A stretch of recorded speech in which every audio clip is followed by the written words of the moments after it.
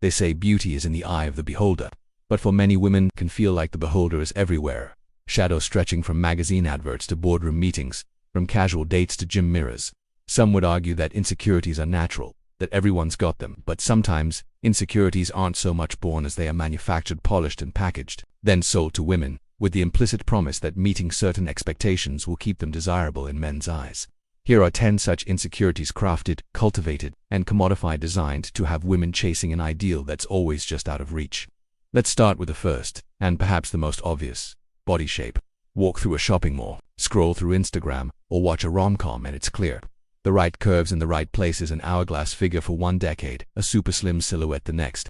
The supposed ideal is a moving target, and the message is relentless. Your value is wrapped tightly around the way you look in a dress. The result? A multi-billion-dollar diet and fitness industry, ready to profit from dissatisfaction.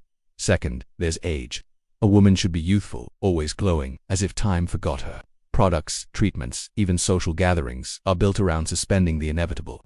Lines and wrinkles are portrayed not as a map of a life lived, but as battle scars to be erased. Youth, the culture insists, is a currency, and it's worth spending any amount to keep it in your wallet. Third comes hair, its length, shine, and even color.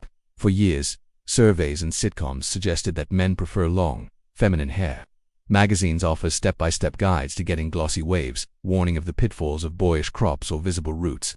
Dyes and extensions are there for purchase, lest anyone spot an inch of gray, or heaven forbid a style chosen for personal comfort over outside approval. Number 4, makeup. Not merely an artistic outlet or personal choice, but a necessity in countless settings, professional and social alike. The expectation isn't just to wear makeup, it's to wear it well. Too much, and it's fake.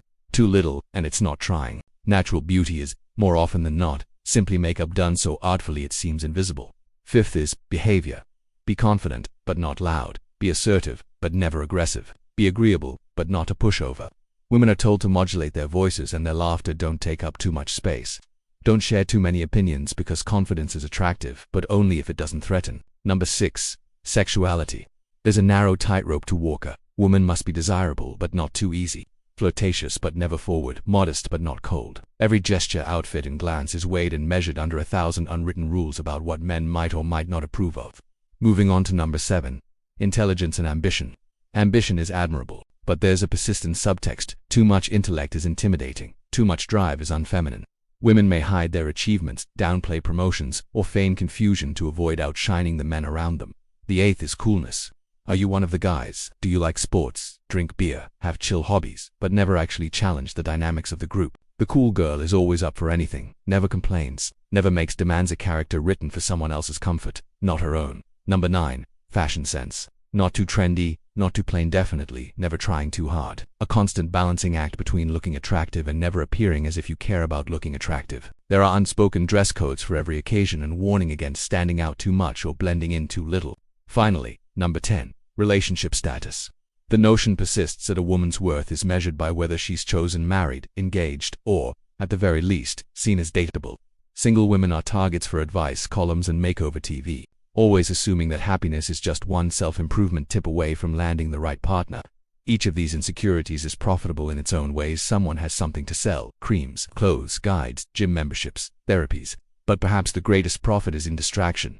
All the hours women spend worrying about tone, style, gestures, or opinions are hours when their attention is elsewhere.